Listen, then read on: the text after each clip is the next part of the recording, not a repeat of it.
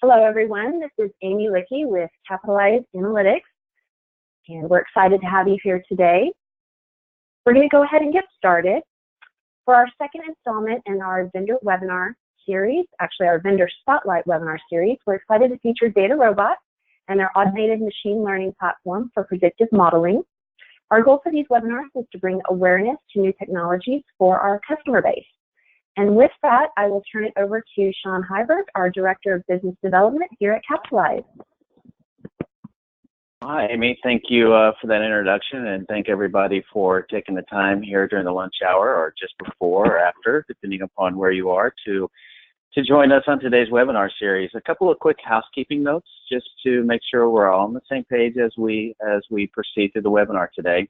All the attendees are going to be muted during the presentation, so please use the Q&A section on the GoToWebinar menu to ask any questions.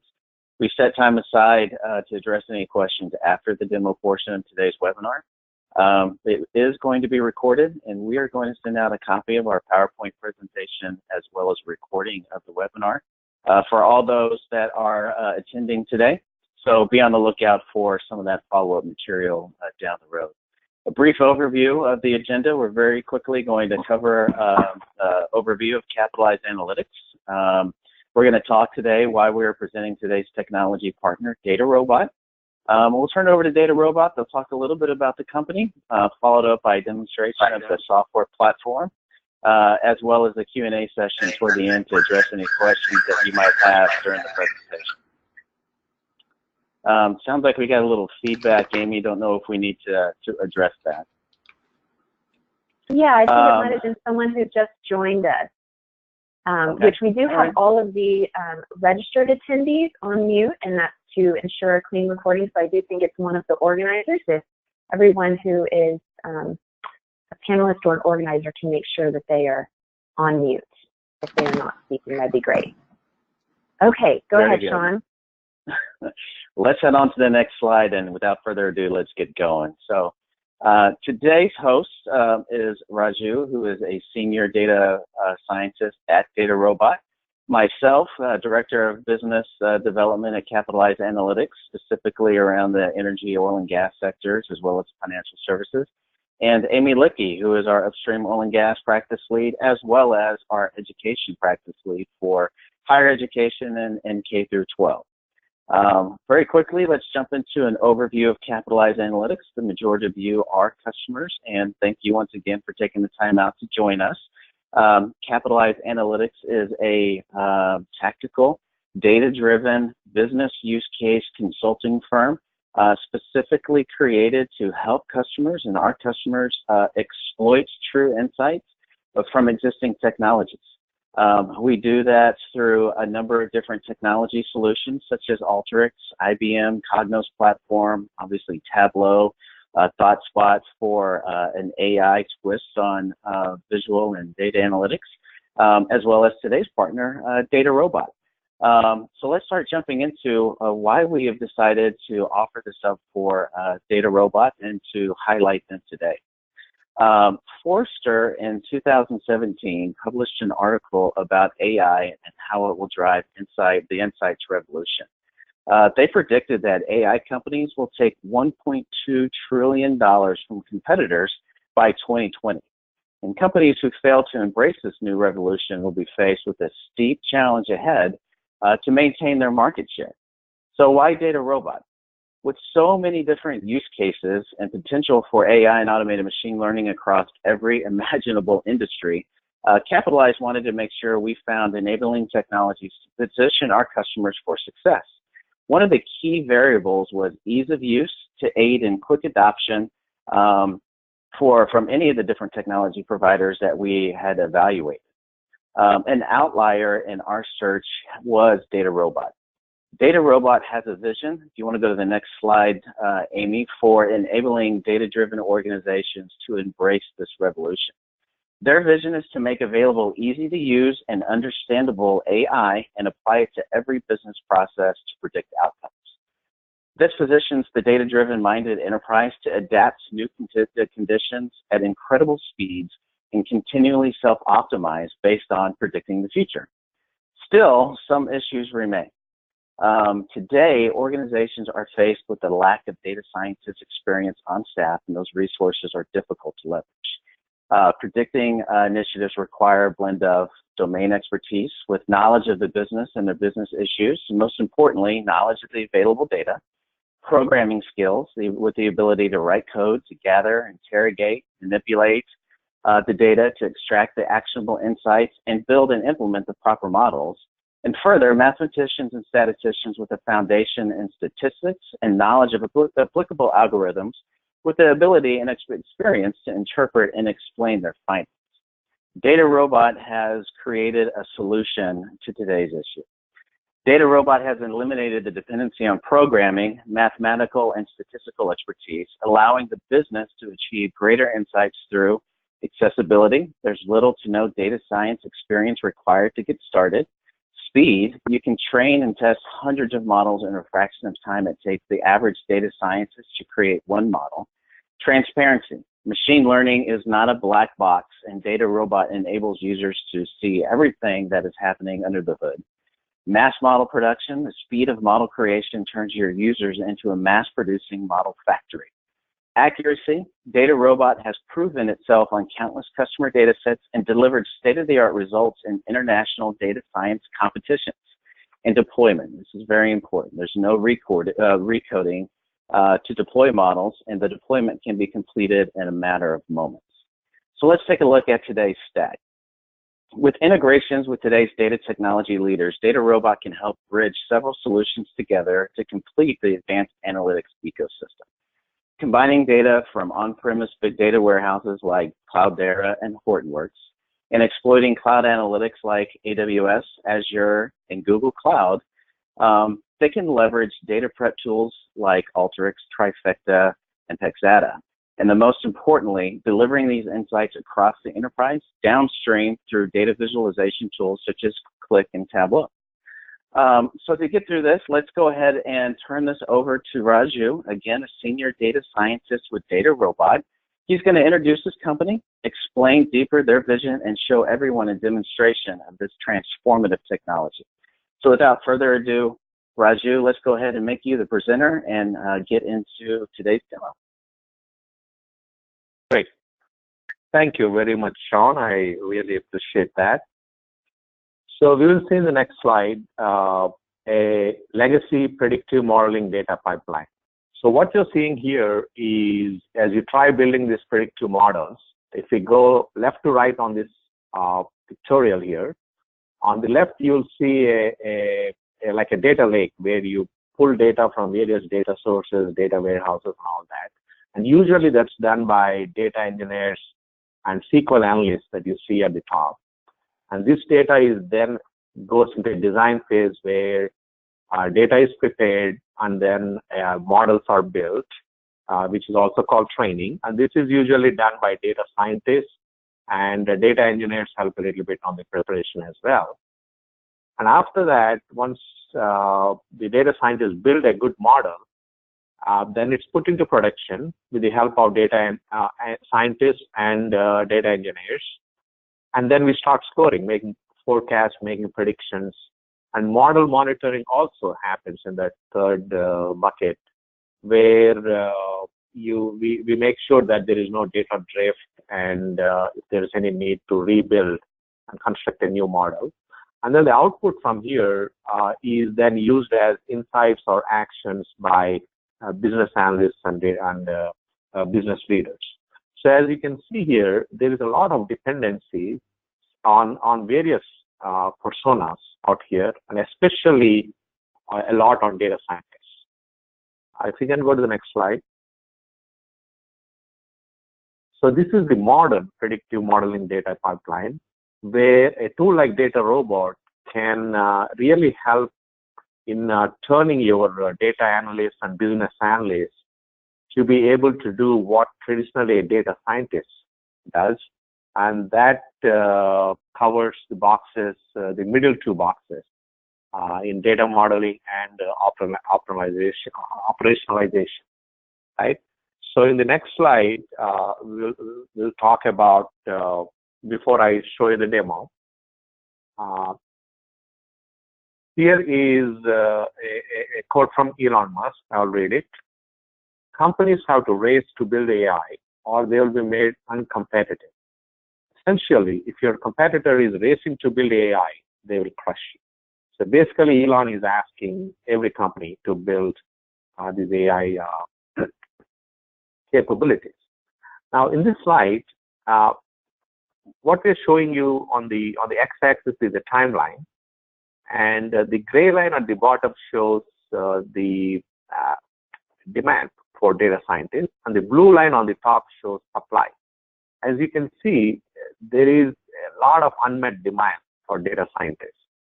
So the way DataRobot can fulfill this gap is in two ways.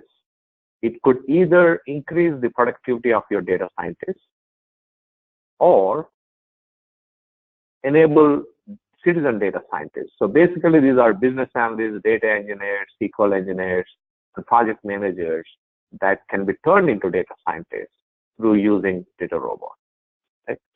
So in the next slide, I'll discuss a little bit about the company itself. We are a company that's founded in 2012. We are very well funded. And so far on DataRobot, more than 500 million models were built.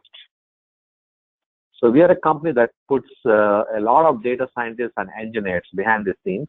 So we have more than 200 of them out of almost 350 to 400 employees right now. And 4 out of the number 1 ranked data scientists at one point or the other on Kaggle, they work at DataRobot now. And these people have finished in the top 3 more than 50 times on Kaggle. And Kaggle, in case you're not familiar, is an online worldwide competing data science competition, and a lot of expert data scientists go and compete there. It's very hard to become number 1. And DataRobot is works on multiple industries, as shown at the bottom. That includes insurance, banking, healthcare, fintech, and many more that also includes oil and gas. In the next slide, this is a Venn diagram that Sean was presenting earlier, where we truly believe that a data scientist is a unicorn because it requires the programming, math and stat skills, and domain expertise, which is very hard to find in a single person. That's why there are not that many data scientists, right?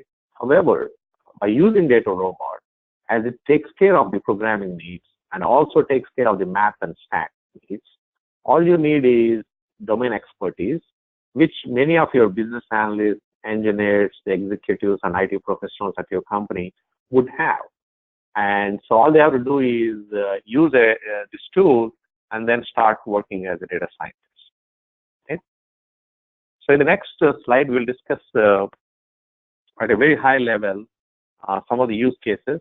To begin with, this is oil and gas upstream use cases. As listed here, you can apply data science using DataRobot on use cases such as, for example, under exploration, they can discover hidden structures using seismic data. In development, they could predict a drill bit failure or optimize hydraulic fracturing. On the right-hand side, under production, you could forecast oil production for conventional and unconventional wells. Maintenance is very important here, where you could predict equipment failure in faraway fields and predict service costs and so on. And in the next slide, we will look at some downstream use cases in oil and gas. That includes like planning, vehicle planning, safety, storage, and many IoT applications and data from there comes into usage here for marketing, for pricing forecast, and even for new outlet location planning and so on, right? And in the next slide, let's cover a little bit of banking and insurance use cases. Under banking use cases, you can apply DataRobot for risk management. That includes credit risk, default risk, for operations like for pricing and so on, For marketing, where you want to figure like cross-sell, upsell opportunities, know what your next best offer is, and another customer analytics for customer churn and customer satisfaction predictions. And in the next slide, we'll discuss insurance use cases that includes again several risk management use cases, customer analytics related use cases, underwriting use cases. How much should you price this insurance products at, or even in claims, to predict problem claims and to predict processing times and so on. All right, so let's now move on to a demo. I'll be showing you a demo of DataRobot right now. So here you're seeing a cloud version of DataRobot. So before we start this, I want to discuss a little bit with you on this data set that I'll be using. I don't know how many of you are familiar with Lending Club. It's a peer-to-peer lending platform that's available online, and anyone could go and fill an application on their website asking for a loan. Okay, and anyone else could go and fund that loan. So what we did is we went to their website and they let you download. So we have downloaded about 10,000 of their past loans where there are results available on the outcome of these loans. Okay, so this is a CSV file that I'm showing you where there are 10,000 records, and all the columns here are various attributes of these loans. So for example, here you see how much the loan amount was, how much was requested versus how much was funded, the term of the loan and the interest rate, various grades and details. The applicant will put their employment title and how long they've been working, whether they own a home or not, their annual income, and many other details. For example, description. Here we see people talking about how they want to, pay expenses from credit card and consolidate debt and things like that, and some details on where they live. And in addition, most importantly, whether this loan was paid off or not, right? So is bad basically, if it is 0, that means it was not a bad loan, versus if it were 1, we have few ones, that means the loan went bad, right? So I'm going to drag that CSV file in here. So DataRobot allows you to just drag and drop. You could also upload it from your computer, or if you have this data file sitting on, let's say on the cloud, like an S3 or on Hadoop, or even from a RDBMS database like Oracle, SQL Server, and so on, we will be able to pull the file from there. Right? So there are multiple ways of loading this file into DataRobot. And right now I'm showing you a cloud version. This is running on Amazon Web Services. However, we can install it behind your firewalls on-prem so that your data can remain secure. Okay. So it has just loaded the data file, and it's asking us to select a target. So if I just scroll up, it will show all the columns that I was showing you earlier in the CSV file. So in order for me to select the target, which is the is bad, that's what we are trying to predict, I just type a couple of letters and it will show up. I will pick it. So this is what we are trying to predict, right? We're going to build a model on whether a loan will go default or not by training and building a model using the 10,000 records I've shown you earlier. So what it's showing us here is that out of this 10,000 loans, roughly 85% were good loans versus about 15% were bad, like subprime type loans. Okay? Now, before I press the start button and get going, one quick note is DataRobot has put some guardrails in place to make sure that we don't overfit. Right? This is so a standard way to do that is through what is called cross validation. A data scientist normally does this. So we have all of that in place. Okay. So let's go ahead and press the start button. And on the right-hand side, you will see it trying to set the data and doing cross-validation and preparing the data for model. Okay? While it's doing that, I would like to explain to you a concept called blueprint. In DataRobot, a blueprint is basically a workflow, right? So once you get the data, we prepare the data and we handle the data in terms of categorical, numerical, text variables, and so on, and then feed it to an algorithm in order to make predictions. So this whole thing is called a blueprint. So DataRobot has about 200 or more blueprints, out of which, depending on the data set you have loaded, it will pick anywhere from 30 to 40 blueprints, and then it will start making predictions on it. Okay? So what we will see now is within a few seconds, it's going to start building. So it has pulled all these models that you're seeing on the right. And so this is like a Eureka time series based model, and then a few others. What DataRobot did is it had brought a lot of open source algorithms that are available out there, and it has also built its own some ensemble models. And an icon here, a logo here, shows what kind of a model is running. Right here, it's Eureka. Here it's scikit-learn based Python models, and to scroll down, we'll see a few others. For example, there is some R models, and this robot symbol shows a DataRobot model, and there's TensorFlow from Google, and XGBoost, Walpole Babbitt from Microsoft, and a few others like that. Okay? So we can see whatever is happening here much better by clicking on this model stack. So what it does is it takes everything you're seeing on the right and kind of populates it here. There's another thing that I could do. By simply clicking this button, I can increase the number of nodes. In my case, I have access to about 20 nodes, so that all these models that you're seeing on the right can be run in parallel, and 20 to be exact in this case to be run in parallel. Okay? Now, in here on the left-hand side, what you're seeing is a concept called leaderboard that came from Kaggle. And what we do is, as we run these models, the best models are sorted and taken to the top, and then they're just shown here according to that ranking. That means your best model always goes to the top. Okay. And so what we will do is, I have while it's running, and it's going to take it's really fast, and in a few minutes it will complete.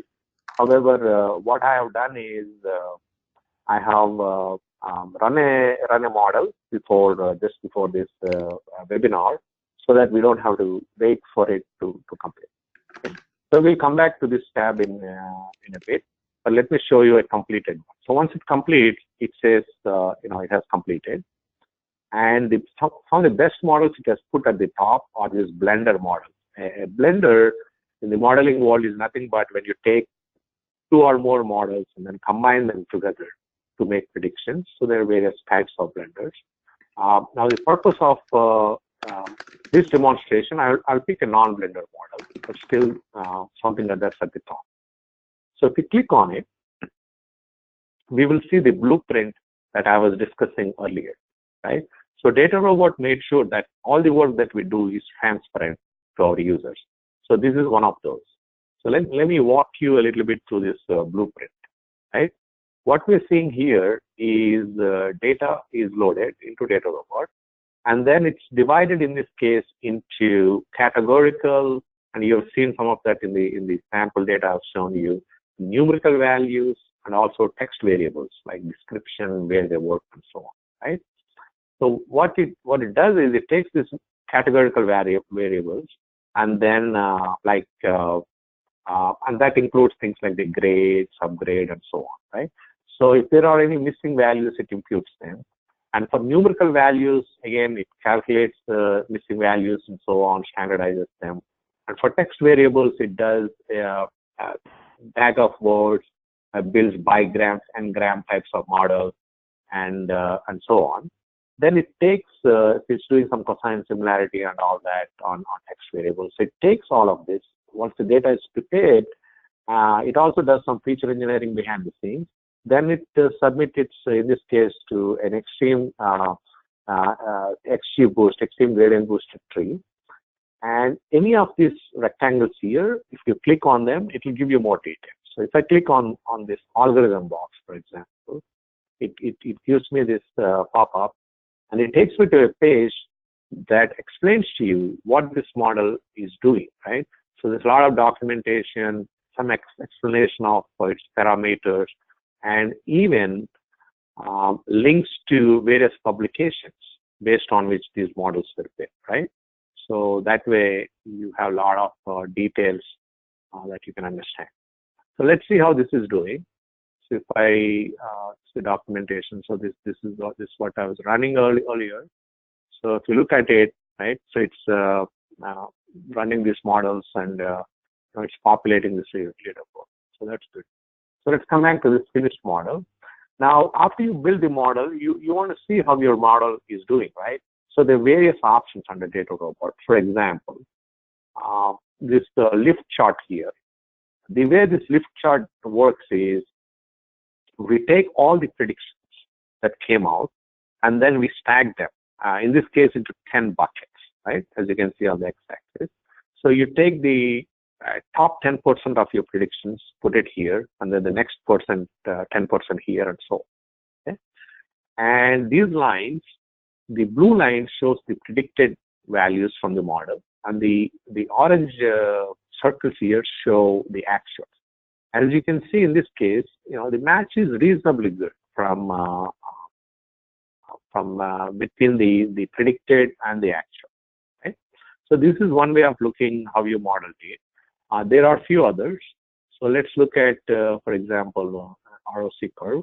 I will not spend too much time on this, but ROC curve basically gives you the AUC score, and this is something that data scientists use.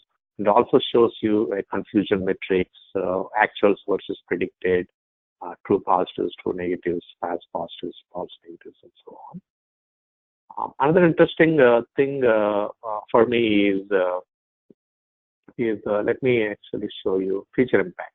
Many times, as you have seen in this data set, there are about 34 variables that were describing the loan, right? And you want to know, hey, which ones are nicely correlated to the outcome, which features would tell me whether a loan would be a good loan or bad, right? It's hard to tell if you just look at the raw data. So DataRobot, after fitting this data into various algorithms, will show for every model which of the features are important.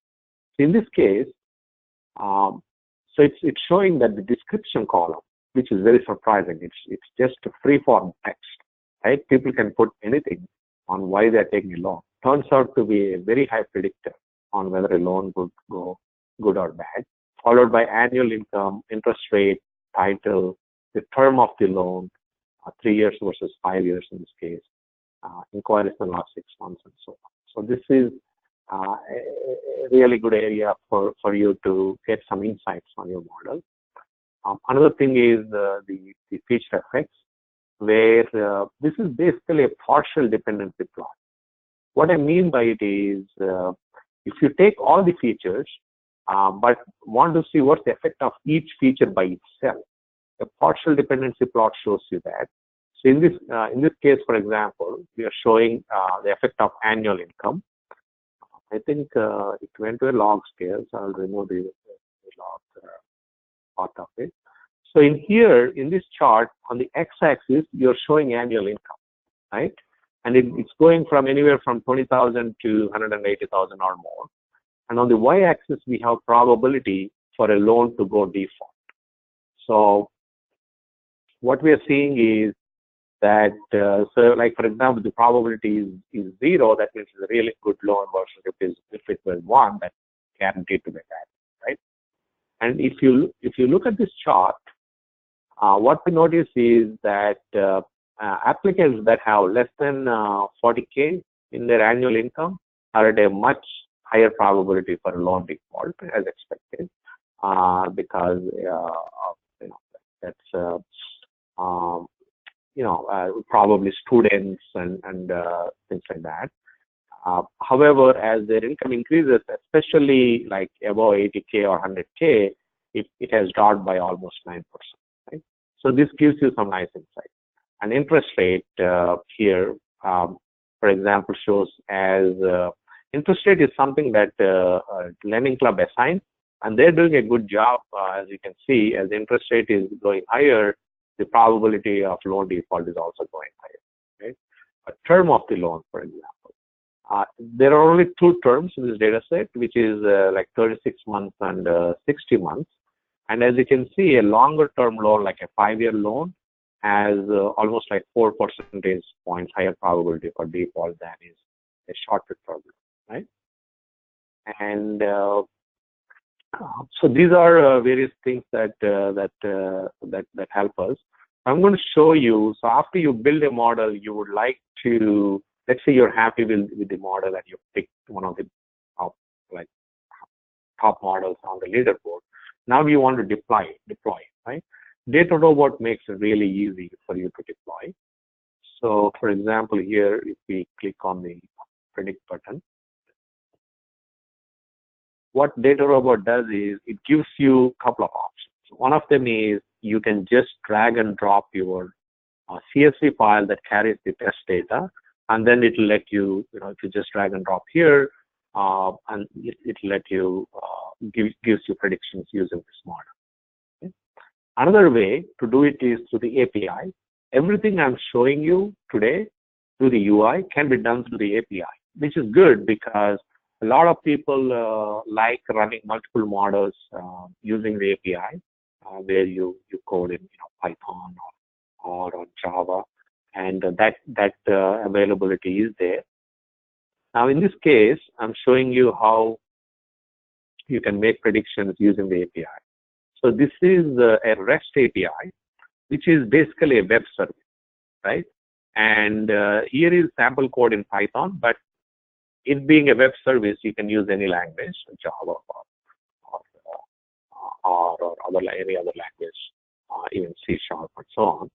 So here you'll notice that all it's doing is it's asking for your authentication details and then the model ID and project ID, and then you write you call the endpoint in the REST API, and it will make you predictions. It's really that simple. So there's an advantage here, and the advantage here is, many times when we build models, you'd have to wait for the IT release cycles, right? But this being a REST API, after you deploy it first time, then let's say you want to rebuild the model. You got new data and you want to rebuild a model so that it will be more accurate. You don't have to wait for your IT person to be ready for this. You can simply deploy this model, and all you have to do is just change the model ID, right? And then it won't affect any of the dependent systems that technology or IT team cares about or worries about. So that's what makes it really easy to deploy the model. Okay. So that pretty much completes the demo. And Sean, if you have anything to add to it, or if not, Amy could open it up for Q&A. Yeah, I think we've already got a couple of questions that have been coming in, Raju. I'm going to let Amy read them off, but I think they are very relevant and will help with clarifying how this can help some of our customers implement this in their system. So, Amy, you want to go through the questions real quick? Yeah, sounds great. So just a reminder to everyone, the most direct way to ask the questions is in the questions box. There's also the chat box, but the questions is a little bit easier for us to read and go through. So feel free to pose your questions there. So Raju, the first one is, how could we use DataRobot to get business insights? Yes, Amy, that's a great question. And I, as a practicing data scientist, a customer-facing data scientist at DataRobot, I see our users in many verticals that I've shown earlier. use DataRobot not only for making predictions, but also to get business insight. Like in the demo, I was showing you how they could look at feature impact to figure which features are important versus which are not. And there are also, I've also shown these partial dependency plots where it shows what's the effect of each variable by itself, right? So things like this are, and there are many other plots that I haven't shown you, like reason codes and so on, keeping the time in mind here. But our users use all those insights that this platform provides, and thereby make even some strategic changes to their business. So in other words, in addition to using this tool for making predictions, you could also use it to get insights on what are some factors that are influencing the outcome, whether it be loan default, like we discussed, or in the case of an oil and gas well, how much, what are some factors that are affecting the production of a well, right? When you're fracking it, or in case of customer churn, what are some of the characteristics of those people that are churning a lot higher? All these are insights that you can get from DataRobot, and I've seen businesses implementing them, or at least considering those insights into changing their business strategies. Okay, great. Thanks for that, Raju. The second one we've got is, could you discuss a couple of use cases in oil and gas, some of the specifics where DataRobot was put to use? Yes, yeah, certainly. Specifically in oil and gas, some of our clients, there are various use cases they're using DataRobot for. Just at a high level, without going into too many details, there is one use case where you could predict how productive, like how much oil or gas a given well will produce in its lifetime, right? And that can be really useful, whether it be for planning purposes, or if you're doing an M&A and you want to give a value for a field with multiple wells. Such predictions can be very useful. So I've seen that happening. Another use case is nowadays there's a lot of fracking that's happening for wells, and if you want to optimize the fracking for improving your well productivity, what should be your sand size, right? How much sand should you use, or how is that affected by the lateral length of the well or other reservoir characteristics like permeability and other things. So I've seen some use cases where that is also applied in order to improve their well productivity. So those are a couple that come to mind. But there are many others, like predicting stuck pipe and so on. Sure. Yeah, you can't really go into all of it, right? Because there's lots of questions that can be answered. Okay, and I just wanted to address, there's a couple of attendees that have raised their hands, so to speak. And again, we just ask if possible to write your questions in the questions box. Of course, we'll also be following up, so if you prefer to wait and ask your question when we follow up, that's fine as well. But if you want something answered today, please put it in the question box. So next question, Raju, how does your tool handle data wrangling, pre-processing outliers, missing values, wrong data formats, etc.? Yes, so DataRobot is not exactly an ETL tool. So for like complex data sets, we ask that you use any other tool. We have partnerships with Alteryx, Trifactor, and so on. So you could use any of those tools to prepare your data. However, there are some basic things that DataRobot does. Like I was showing in our blueprint, once you load like a CSV file, we do handle missing values. There are various heuristics that our blueprints follow, whether it be calculating a median or some other way of imputing the values, we do that. We also handle outliers, and there are various ways you could see on DataRobot UI if there are any outliers and things like that. And in terms of, there is one more, like imputing and handling outliers, and there's one more thing in your question, Amy. Wrong data format? Long data formats, okay. I don't know what exactly you mean by long data formats, but we do. No, I'm sorry, wrong, as in incorrect. Wrong data format. Okay. Yeah, so we do handle incorrect data formats to a really reasonable, to a really good reasonable extent. Like, for example, if there is a question mark or NA and things like that, DataRobot automatically understands it's a missing value and it handles it. Okay. The next question is a little bit more specific, but I'll read it off and we'll see what you say, but it may need to be addressed directly afterwards, but we'll see. The question is, after fitting my models, I want to be able to use it to score individual records from business users. For the loan case, users should enter attributes per customer and get an output yes or no for each customer. Yeah, that is the whole idea of building a model, right? If I understood the question correctly, they want to know if they could make predictions at a customer level, and they definitely can. Once the model is built and you're happy with the model, you can start scoring on it.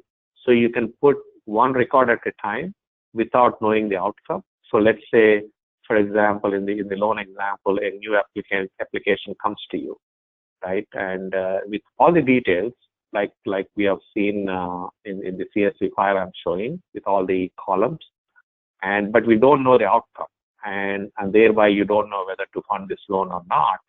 So a good predictive model will allow you to put just single record for that applicant and be able to, and it will give you a probability of whether this loan will go good or bad.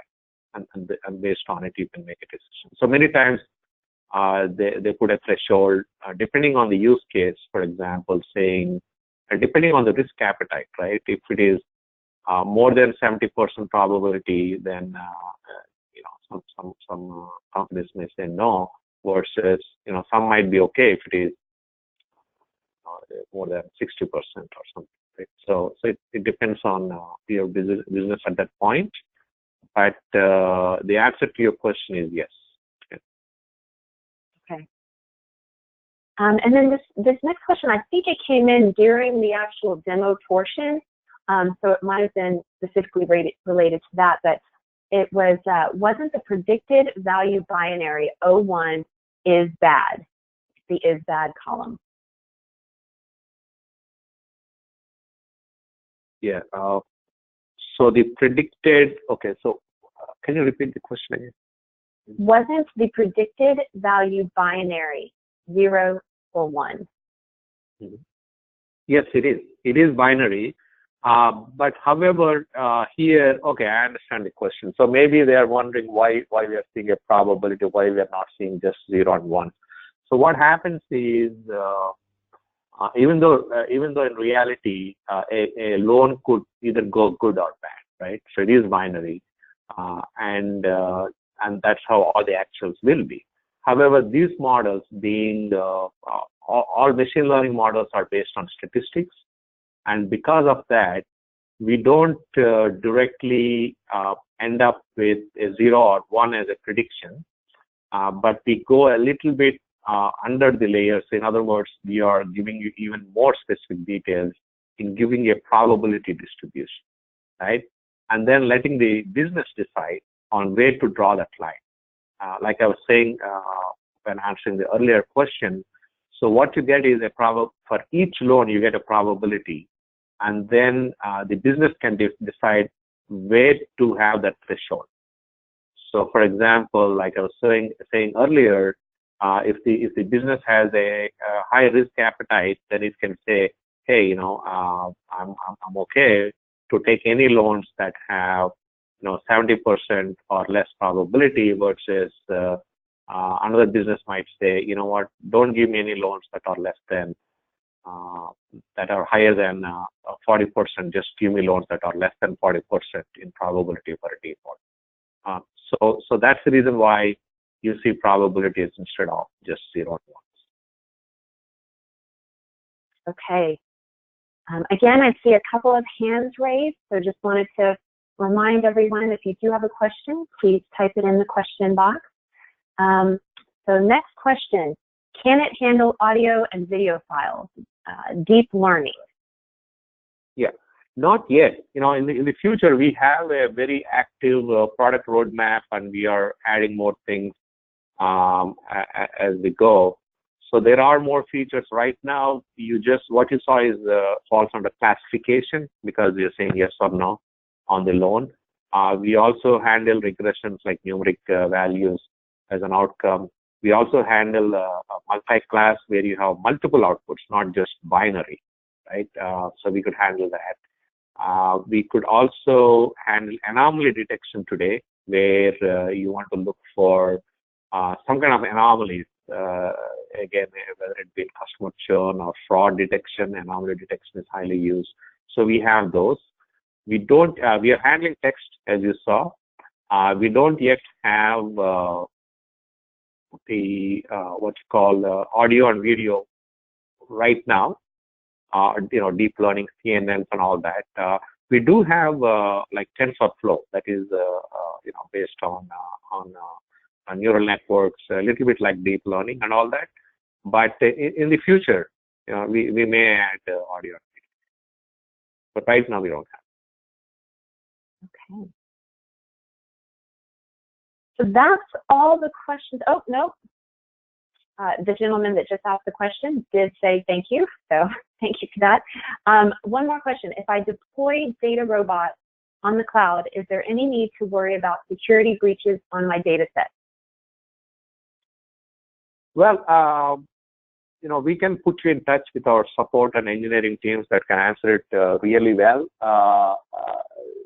But it's sitting on AWS, right? So Amazon Web Services is really good at these things. I'm sure it's very secure. Maybe we have added another layer of security on top of it that our engineering support team can answer you on it than me. But there is also another option where for a lot of Fortune 500, Fortune 1000 type companies, there's no way they will let their data sit on cloud, right?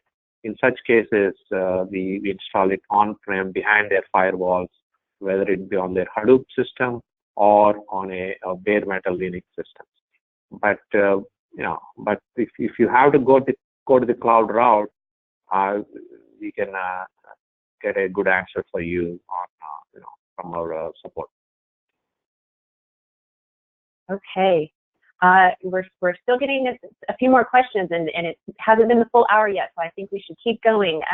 What size organization is the core DataRobot customer?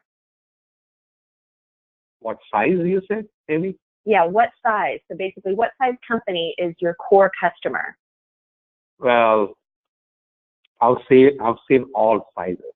I mean, like for example, there are some really large corporations, Fortune 500 type banks and insurance companies, healthcare companies and all that are our clients, on one end of the spectrum. And we also have startups, smaller companies that are using this product to quickly make predictions. A lot of and several in between, right? What I'm noticing is many of these clients like DataRobot because it's fast. It can make predictions really quickly so that you can iterate on it. Many times you don't get the best result by running it one time, right? So what I normally do in my job of helping our users is I take the data like I've shown and then run it once and look at those insights, right? And based on that insight, I speak with the domain expert, whoever is, whatever vertical that is, because they know their business really well. And then based on that feedback, together we fine-tune some of these things, maybe create new features. In the financial world, for example, I see a lot of ratios, financial ratios that can be very important features to predict, let's say, some outcome, right? So we fine-tune it and then run it again. So DataRobot is helping all size companies, doesn't matter which size, where they can run models and run many iterations rather quickly. Like there are several use cases which I know personally would take several months or even a year that are completed and even deployed to production using DataRobot within months, right? 2 to 3 months, something like that. So in that sense, it's really spread out across all sizes.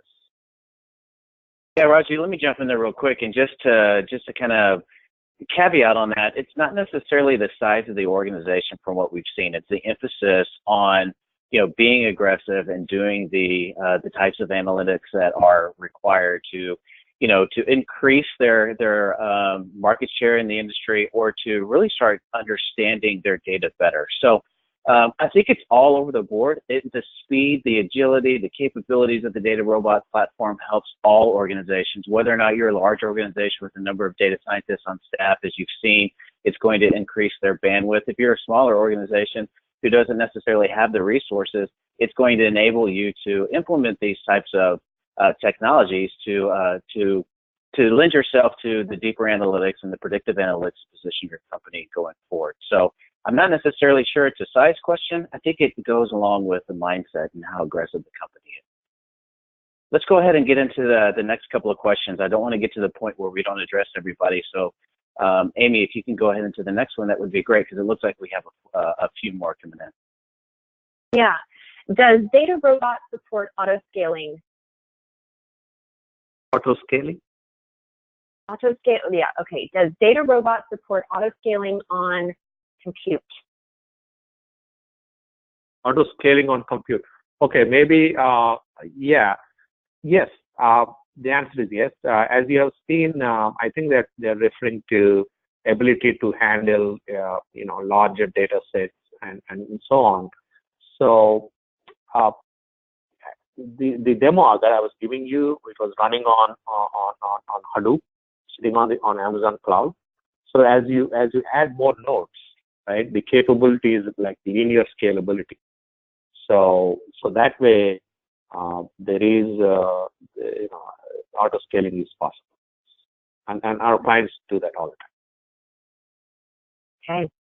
How does DataRobot decide which model is best suited for the data? Yeah, great question. So that's where all the experience of the DataRobot, so data scientists and engineers come in, right? So it's based on various heuristics. So it's based on once you load the data, it looks at the type of variable we are trying to predict, categorical versus numerical, in this case, and then it looks at various skewness of the data and how many values are missing, and so it has various heuristics that are built into these blueprints. And the other thing I want to mention is these blueprints are built on the fly, right? So a lot of these connections and wiring that you have seen when I've shown you the blueprint is put together on the fly after you load the data, and that's where a lot of our experience comes in tying them up together in data preparation and in selecting the right algorithm based on the data set. All right, very good, Raju. I think what we are seeing is a couple of additional questions, which are really specifically targeted toward your existing organization. I think it goes along with the question of what size fits best. And so, what we're seeing in demos like this is that it does a really good job, Raju, and thank you so much for showing us how the product works and how the application works. But some of the questions that remain are, very specific to, to different organizations. What we like to do is offer up the opportunity to show you DataRobot in your environment. One of the great things about being a partner of this technology is having consultants on staff as well as capabilities to bring this into your organization and discuss how this would impact your organization specifically.